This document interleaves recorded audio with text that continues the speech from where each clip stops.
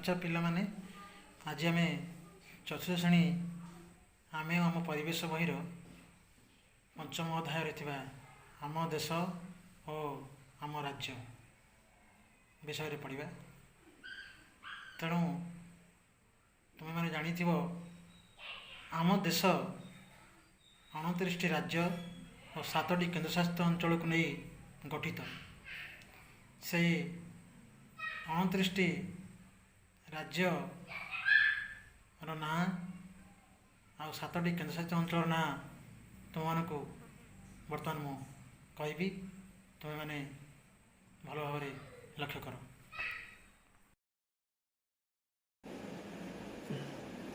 पिलामाने